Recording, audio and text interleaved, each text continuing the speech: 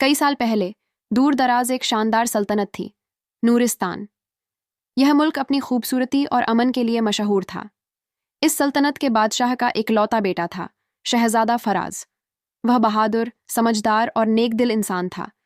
लेकिन सबसे खास बात यह थी कि उसके पास एक बोलने वाला बाज था, जिसका नाम जमरूद था। एक दिन शहजादा फराज बाग में टहल रहा था। वह किसी के ख्यालों में खोया हुआ था। जमरूद उसकी परेशानी भांप गया। आका, क्या बात है? आप इतने खोए खोए क्यों हैं? बाज ने पूछा। शहजादा मुस्कुराया और आसमान की तरफ देखते हुए बोला, जमरूद, ये मोहब्बत भी अजीब चीज है। इंसान को हर वक्त उसी की यादों में डुबो देती है। कौन है वो खुशनसीब? नूरिस्तान की सबसे हसीन और नफीस लड़की, शहजादी अमायरा। अरे वाह, क्या उन्होंने भी आपको पसंद किया? जमरूद ने चहकते हुए पूछा। हाँ, हमारी मोहब्बत सच्ची है, लेकिन खुशियों को हमेशा किसी की नजर लग जाती है। फराज की आंखों में चिंता थी। उसे क्या पता था कि यही नजर लगने वाली थी। शहजादी अमायरा सिर्फ खूबसूरत ही नहीं, बल्कि समझदार और नेक दिल भी थी। उसकी आंखों में एक अलग ही चमक थी, जिसे देखने वाला बस देखता ही रह जाता।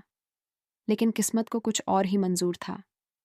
एक दिन जब अमायरा महल के बाग में टहल रही थी, अचानक आसमान में काले बादल घिर आए। तेज हवा चलने लगी और फूलों की पंखुड़ियां उड़ने लगीं। तभी एक रहस्यमयी बुजुर्ग बाग के बीच प्रकट हुआ। उसकी आंखें जलते हुए अंगारों की तरह चमक रही थीं। शहजादी अमायरा, उसने गरजते हुए कहा। अमायरा सहम गई। तुम्हारी आंखों में ऐसा जादू है जो इंसानों को मोहित कर सकता है, लेकिन ये जादू अब तुम्हारे पास नहीं रहेगा। उसने अपनी लकड़ी की छड़ी उठाई और एक मंत्र पढ़ा। शहजादी की आंखों के आगे अंधेरा छा गया। नहीं, मेरी आंखें! अमायरा चीख उठी, लेकिन अब बहुत देर हो चुकी थी। जब शहजादा फराज को इस हादसे का पता चला, तो उसका दिल जैसे बैठ गया। वह दौड़ता हुआ महल पहुंचा और अमायरा के पास आया। अमायरा, मैं तुम्हें इस हाल में नहीं देख सकता। मैं कुछ भी करूंगा, लेकिन तुम्हारी आंखों की रोशनी लौटाकर ही रहूंगा। अमायरा ने रोते हुए कहा, अगर मेरी तकदीर में अंधेरा लिखा है, तो मैं इसे अपना मुकद्दर मान लेती हूँ, लेकिन मैं तुम्हें किसी खतरे में नहीं डाल सकती। लेकिन फराज ने ठान लिया था कि वह अपनी मोहब्बत के लिए दुनिया के किसी भी कोने तक जाएगा। शहजादा अपने बाज जमरूद के साथ महल के सबसे बुजुर्ग हकीम जफ़र के पास पहुंचा। कोई ऐसा इलाज है जिससे अमायरा की आंखें ठीक हो सकें? हकीम जफ़र ने एक पुरानी किताब खोली और बोला, दुनिया में सिर्फ एक चीज़ है जो अंधे को दोबारा देखने की ताकत दे सकती है। गुल ए हयात, जीवन का फूल। गुल ए हयात? हाँ, यह फूल सिर्फ एक जादुई जगह पर उगता है, जिसे साया ए सहर, सुबह की छांव कहा जाता है। लेकिन वहां तक पहुंचना आसान नहीं। तुम्हें 7 खतरनाक वादियों और 3 जादूगरों का सामना करना होगा। शहजादा जरा भी नहीं डरा। मैं अपनी अमायरा के लिए कुछ भी कर सकता हूँ। बाज जमरूद ने पंख फैलाए। आका, मैं तुम्हारे साथ हूँ। शहजादा फराज ने सफ़र के लिए तैयारी की। उसने अपनी तलवार, एक चमत्कारी ताबीज़ और कुछ ज़रूरी सामान लिया और महल से निकल पड़ा। शहजादी अमायरा को उसकी आहट सुनाई दी। फराज, वादा करो कि लौट कर आओगे। शहजादे ने अमायरा के हाथों को थामा और हल्की मुस्कान के साथ कहा, जब तक मेरी रूह मेरे जिस्म में है, मैं तुम्हें इस हाल में नहीं छोड़ सकता। और फिर वह अपने बाज जमरूद के साथ सफ़र पर निकल पड़ा। शहजादा फराज और उसका बाज जमरूद एक घने जंगल में दाखिल हुए। ये जंगल पहली वादी का हिस्सा था, जिसे साया ए खामोशी, खामोशी की छांव कहा जाता था। जैसे ही वे अंदर बढ़े, अजीब सा सन्नाटा छा गया। पेड़ ऊंचे और काले थे, जिनकी टहनियाँ हिलने के बावजूद कोई आवाज़ नहीं कर रही थीं। यहाँ तक कि जमरूद की फड़फड़ाहट भी दब गई। आका, ये जगह अजीब लग रही है, जमरूद ने फुसफुसाते हुए कहा। हाँ, और मुझे महसूस हो रहा है कि हमें यहाँ किसी खतरे का सामना करना पड़ेगा। फराज ने तलवार कसकर पकड़ ली। तभी जंगल के बीचों बीच एक काला साया प्रकट हुआ। उसकी लाल आंखें अंधेरे में जलती मशालों की तरह चमक रही थीं। कौन हो तुम जो मेरी वादी में दाखिल हुए हो? वह डरावनी आवाज़ में बोला। मैं शहजादा फराज हूँ और मैं गुल ए हयात की तलाश में निकला हूँ। उस साये ने एक भयानक हंसी हंसते हुए कहा। गुल ए हयात, तुम सोचते हो कि इसे हासिल कर लोगे? पहले मुझसे बचकर निकलो। और फिर हवा में एक अजीब सी गूंज उठी। अचानक सैकड़ों अदृश्य हाथ निकलकर शहजादे की तरफ बढ़ने लगे। आका, ये जादू है, जल्दी कुछ करो, जमरूद ने चेतावनी दी। फराज ने तुरंत हकीम जफ्फर का दिया हुआ ताबीज निकाला और जमीन पर फेंका। जैसे ही ताबीज ने मिट्टी को छुआ, तेज रोशनी फूटी और सारे अदृश्य हाथ गायब हो गए। वह काला साया चौंक गया। तुम इतने आसानी से नहीं बच सकते, उसने गुस्से से कहा और अचानक जमीन पर जंजीरें उगने लगीं, जो फराज के पैरों में लिपट गईं। लेकिन शहजादा तैयार था। उसने तलवार से जंजीरों को काटा और छलांग लगाकर साए की तरफ लपका। एक ही वार में उसने साए को 2 टुकड़ों में बांट दिया। साए ने एक दर्दनाक चीख मारी और धुएं में तब्दील हो गया। जंगल फिर से सामान्य हो गया। आका, पहला इम्तिहान तो पार हो गया, जमरूद खुशी से बोला। लेकिन अभी 6 और वादियां बाकी हैं, फराज ने गहरी सांस लेते हुए कहा और आगे बढ़ चला। जंगल से निकलने के बाद शहजादा फराज और जमरूद दूसरी वादी में दाखिल हुए। इस वादी को अश्कों का दरिया, आंसुओं का दरिया कहा जाता था। उनके सामने एक चौड़ा दरिया था, जिसकी लहरें अजीब तरह से चमक रही थीं। पानी बिल्कुल नीला नहीं, बल्कि सुनहरी था। लेकिन जैसे ही फराज ने एक कंकर उठाकर पानी में फेंका, वह कंकर धुएं में बदल गया और हवा में घुल गया। यह कोई आम दरिया नहीं है, जमरूद ने चिंतित स्वर में कहा। हाँ, यह जादुई दरिया है। इसे पार करने का कोई दूसरा रास्ता ढूंढना होगा। फराज ने इधर उधर देखा, लेकिन कहीं कोई पुल नहीं था। तभी दरिया के बीचों बीच से एक बूढ़ा नाविक प्रकट हुआ। वह एक हवा में तैरती नाव में बैठा था। हे राजकुमार, अगर तुम इस दरिया को पार करना चाहते हो तो तुम्हें मेरी शर्त माननी होगी। क्या शर्त है? तुम्हें अपने सबसे कीमती आंसू इस पानी में बहाने होंगे। फराज सोच में पड़ गया। सबसे कीमती आंसू? बूढ़ा नाविक मुस्कुराया। जिस इंसान का दर्द सबसे सच्चा होता है, उसी का आंसू इस दरिया को पार करने की ताकत रखता है। फराज की आंखों में अचानक अमायरा की छवि उभर आई। वह अंधी होकर महल में बैठी थी। उसकी आंखों में आंसू थे और वह फराज का इंतजार कर रही थी। उसकी आंखों में नमी आ गई और एक आंसू उसके गाल से गिरकर पानी में जा गिरा। जैसे ही वह आंसू पानी में गिरा, दरिया में एक तेज लहर उठी और एक सुनहरी पुल बन गया। तुम्हारा प्यार सच्चा है, जाओ राजकुमार, नाविक ने कहा और गायब हो गया। फराज और जमरूद पुल पार कर आगे बढ़े। अब वे तीसरी वादी में पहुंच चुके थे, जिसे अलाव ए सराब, भ्रम की ज्वाला कहा जाता था। यहाँ चारों तरफ रेगिस्तान फैला था और सूरज की गर्मी असहनीय थी। अचानक रेत में से 3 भयानक शैतानी रक्षक निकले। उनकी आंखें लाल और शरीर पत्थर जैसे थे। अगर गुले हयात चाहिए तो हमें हराओ, उन्होंने गरजते हुए कहा। फराज ने तलवार निकाल ली, लेकिन जैसे ही उसने वार किया, रक्षक गायब हो गए और रेगिस्तान में मिल गए। ये क्या था? फराज चौंका। तभी अचानक पीछे से हमला हुआ, लेकिन जमरूद ने शहजादे को बचा लिया। आका, ये छायाएं हैं, इन्हें आम तरीकों से नहीं हराया जा सकता।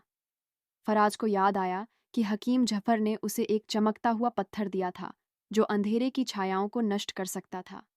उसने वह पत्थर हवा में उछाला और एक तेज रोशनी फैली।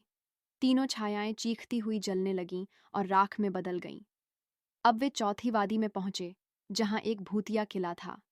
जैसे ही वे दरवाजे के पास पहुंचे, किले के द्वार पर जंजीरें लटक रही थीं और उन पर खून के निशान थे। आका, मुझे ये जगह बहुत खतरनाक लग रही है, जमरूद ने कहा। जैसे ही फराज ने दरवाजे को छुआ, अचानक एक रूहानी आवाज गूंजी। जो भी यहाँ दाखिल होगा, वह कभी लौट नहीं सकेगा। लेकिन फराज पीछे नहीं हट सकता था। वह अंदर दाखिल हुआ और सामने उसे एक काले रंग की परी नजर आई। अगर गुल ए हयात चाहिए तो मुझे हराओ, परी गर्जी। यह परी एक श्रापित जिन्न थी, जो हजारों सालों से इस किले की रखवाली कर रही थी। फराज और जिन्न के बीच जबरदस्त लड़ाई हुई। परी ने आग के गोले बरसाए, लेकिन फराज ने अपनी तलवार से उसे काटते हुए कहा, मैं मोहब्बत के लिए लड़ रहा हूं और मोहब्बत के सामने हर जादू फीका पड़ जाता है। तभी फराज ने अपनी तलवार से जमीन पर एक लकीर खींची और परी को उसके दायरे में कैद कर दिया। परी चीखी और धुएं में बदल गई। किले का जादू टूट गया और सामने एक गोल्डन गेट खुल गया, जो 5वीं वादी की तरफ जाता था। शहजादा फराज और जमरूद आगे बढ़े और एक गुफा में पहुंचे। इस गुफा में एक विशाल आईना रखा था। जैसे ही फराज से उसके सामने खड़ा हुआ, उसमें उसकी खुद की परछाई नजर आई, लेकिन कुछ अलग थी। तुम कौन हो? फराज ने पूछा। आईने में मौजूद परछाई मुस्कुराई। मैं तुम्हारा दूसरा रूप हूं। अगर तुम मुझसे जीत सकते हो तो ही तुम आगे बढ़ सकते हो। अचानक वह परछाई जिंदा हो गई और फराज पर हमला कर दिया।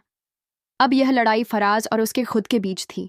उसकी कमजोरी, उसका डर, उसकी शंकाएं। क्या तुम सच में इतना मजबूत हो कि अमायरा को बचा सको? परछाई ने पूछा। फराज को कुछ याद आया। अमायरा के आंसू, उसकी मोहब्बत, उसकी आवाज। हाँ, मैं कर सकता हूं। उसने अपनी तलवार उठाई और पूरे विश्वास के साथ वार किया। परछाई टूट गई और आईना गायब हो गया। आईने के पीछे एक सुनहरी सीढ़ी थी जो उसे छठी वादी तक ले जा रही थी। शहजादा फराज और जमरूद सीढ़ियां उतरकर छठी वादी में पहुंचे। यहाँ का नज़ारा अलग ही था। चारों तरफ नीली रोशनी थी और हवा में संगीत गूंज रहा था। लेकिन यह कोई आम संगीत नहीं था, बल्कि ऐसा लग रहा था जैसे कोई अदृश्य आवाजें किसी रहस्यमयी धुन को गा रही हों।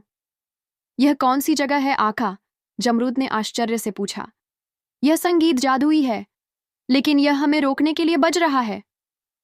फराज ने महसूस किया कि उसके पैर धीरे धीरे भारी हो रहे हैं। अचानक सामने से एक अदृश्य शक्ति प्रकट हुई।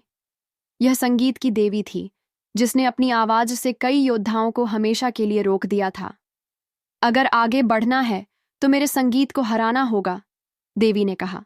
फराज समझ गया कि यह कोई आम लड़ाई नहीं थी। उसने अपनी जेब से एक पुरानी बांसुरी निकाली, जिसे अमायरा ने कभी उसे तोहफे में दी थी। जैसे ही उसने बांसुरी बजानी शुरू की, देवी का संगीत धीमा पड़ने लगा। यह कैसे हो सकता है? देवी चीख पड़ी। क्योंकि यह मोहब्बत की धुन है, और मोहब्बत से बड़ा कोई जादू नहीं, फराज ने कहा और आखिरी सुर बजाया। देवी का जादू टूट गया और रास्ता खुल गया। अब वे 7वीं वादी के पास पहुंचे, जहां एक विशाल पत्थर का दरवाजा था। लेकिन यह दरवाजा साधारण नहीं था। इस पर एक रहस्यमयी भाषा में कुछ लिखा था। यह क्या लिखा है? जमरूद ने पूछा। फराज ने ध्यान से पढ़ने की कोशिश की। तभी दरवाजा खुद ब खुद बोल पड़ा। जो भी इसे पार करना चाहता है, उसे अपनी सबसे बड़ी कुर्बानी देनी होगी। कुर्बानी? फराज चौंका। तभी दरवाजे के सामने एक शहजादी की छवि उभर आई। अम्मायरा की छवि। लेकिन यह असली नहीं थी, बल्कि एक छलावा था।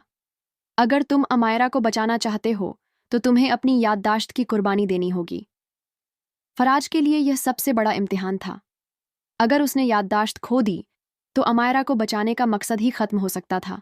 लेकिन तभी उसे अमायरा के शब्द याद आए। अगर तुम सच्चे हो तो कुछ भी तुम्हें रोक नहीं सकता। फराज ने हिम्मत से कहा।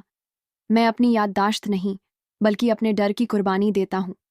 जैसे ही उसने यह कहा, दरवाजा झट से खुल गया। दरवाजे के पार एक सुंदर झील थी। इसका पानी इतना साफ था कि उसमें भविष्य की झलकियां दिख रही थीं। जैसे ही फराज ने उसमें झांका, उसे एक भयानक दृश्य दिखाई दिया। अमायरा एक अंधेरे किले में कैद थी और एक जादूगर उसके चारों ओर मंत्र पढ़ रहा था। आका, यह क्या है? जमरूद ने पूछा। यह मेरी मंजिल का इशारा है। अमायरा वहां कैद है, फराज ने कहा और तेजी से आगे बढ़ चला। जैसे ही वे 9वीं वादी में पहुंचे, एक भारी भरकम दैत्य उनके रास्ते में खड़ा हो गया। गुले हयात चाहिए तो पहले मुझसे लड़कर दिखाओ। दैत्य ने जमीन पर प्रहार किया, जिससे एक बड़ा झटका लगा। फराज ने तलवार निकाली और झट से हमले के लिए बढ़ा। लेकिन दैत्य बहुत तेज था। उसने एक झटके में शहजादे को जमीन पर गिरा दिया। जमरूद ने तेजी से हवा में उड़कर दैत्य की आंखों में चोंच मारी, जिससे दैत्य कुछ पल के लिए अंधा हो गया। यह मौका पाकर फराज ने तलवार से उसका दिल बेध दिया। दैत्य चीखता हुआ जमीन में समा गया। अब आखिरी वादी बाकी थी। यहाँ एक प्राचीन मंदिर था, जिसके अंदर एक सोने का फूल रखा था, गुले हयात। फराज आगे बढ़ा, लेकिन तभी मंदिर की दीवारों से अनगिनत आत्माएं बाहर निकलीं। तुम यहां तक तो आ गए, लेकिन इसे छू नहीं सकते, आत्माओं ने कहा। फराज ने बिना डरे आगे बढ़ते हुए कहा। अगर मेरी मोहब्बत सच्ची है तो कोई भी ताकत मुझे नहीं रोक सकती। उसने फूल को उठाया और अचानक पूरा मंदिर रोशनी से भर गया। सारी आत्माएं गायब हो गईं और मंदिर का जादू टूट गया। आका, हमने कर दिखाया, जमरूद खुशी से चिल्लाया। फराज ने गुले हयात को सीने से लगाया और घोड़े पर सवार होकर महल की ओर चल पड़ा। शादी के बाद पहली सुबह अमायरा और फराज महल की छत पर खड़े थे। सूरज की हल्की किरणें और उसने मुस्कुराते हुए कहा, अब ये रोशनी पहले से भी ज्यादा खूबसूरत लग रही है। फराज ने उसका हाथ थाम लिया, क्योंकि अब तुम्हारी आंखों में मेरी मोहब्बत का नूर भी समा गया है। महल के बाहर जनता खुशी से नाच रही थी, शहनाइयां बज रही थीं और पूरे राज्य में मिठाइयां बटीं। आका, अब क्या इरादा है? जमरूद ने मजाक में पूछा। अब हमें सल्तनत संभालनी है और अपनी मोहब्बत को हमेशा के लिए अमर बनाना है, फराज ने दृढ़ता से कहा। शादी के कुछ दिन बाद महल के बाहर एक अजनबी आया। वह काला चोगा पहने हुए था और उसकी आंखें चमक रही थीं। मुझे बादशाह से मिलना है, उसने दरबानों से कहा। दरबार में प्रवेश करने पर उसने फराज और अमायरा को देखा और धीरे से मुस्कुराया। मैं एक व्यापारी हूं, लेकिन मेरे पास ऐसी खबर है जो आपके लिए बहुत अहम है। फराज सतर्क हो गया। क्या खबर है? गुले हयात का असली मालिक अब तक जिंदा है और वह इसे वापस लेने आ रहा है। महल में सन्नाटा छा गया। फराज और अमायरा ने तुरंत राज्य के पुराने ग्रंथों की खोज शुरू कर दी। उन्होंने जाना कि गुल ए हयात कभी एक देवता का था, जिसे एक दुष्ट जादूगर ने चुरा लिया था। अगर वह जादूगर लौट रहा है तो हमें तैयार रहना होगा। फराज ने सेना को इकट्ठा किया और राज्य की सुरक्षा बढ़ा दी। लेकिन एक रात अमायरा ने अपने सपने में एक रहस्यमयी परछाई देखी। तुमने मेरी अमानत चुरा ली, अब मैं तुम्हारी दुनिया उजाड़ दूंगा। वह चौंक कर उठ बैठी। अगले दिन महल की नदियों का पानी अचानक काला हो गया। आकाश में स्याह बादल छा गए और लोगों के दिलों में अजीब सा डर बैठ गया। जमरूद ने हवा से खबर लाकर दी, आका, एक काला धुआं महल की तरफ बढ़ रहा है। फराज ने तलवार उठाई। ये जादूगर हमें आसानी से नहीं हरा सकता। लेकिन जैसे ही धुएं ने महल को घेर लिया, सभी दियों की रोशनी बुझ गई। रात के अंधेरे में जब सब सो रहे थे, जादूगर की छाया महल में दाखिल हुई। अमायरा अपने कक्ष में अकेली थी, जब अचानक हवा तेज चलने लगी। कौन है वहां? लेकिन कोई जवाब नहीं आया। तभी एक काले हाथ ने उसे पकड़ लिया और वह अचानक हवा में गायब हो गई। जब फराज सुबह उठा तो अमायरा को न पाकर वह पागलों की तरह उसे ढूंढने लगा।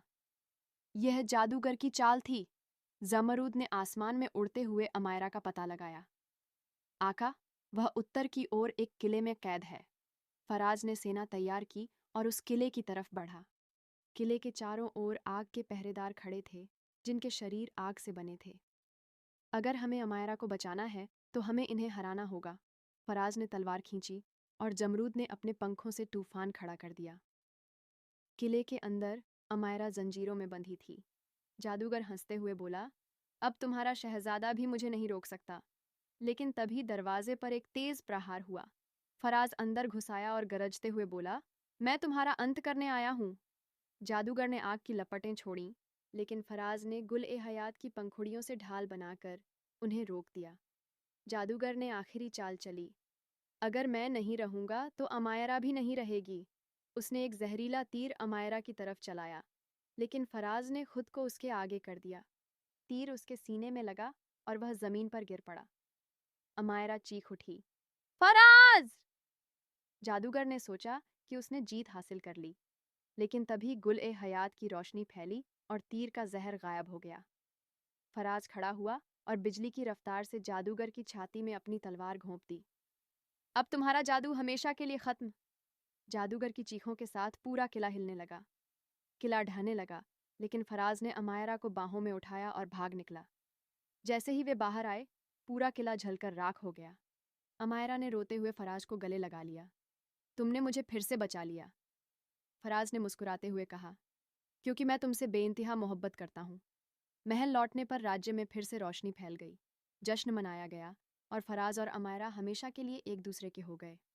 जमरूद ने उड़ते हुए कहा, आका, अब मैं आराम कर सकता हूँ। सब हंस पड़े और इस तरह मोहब्बत की यह दास्तान अमर हो गई।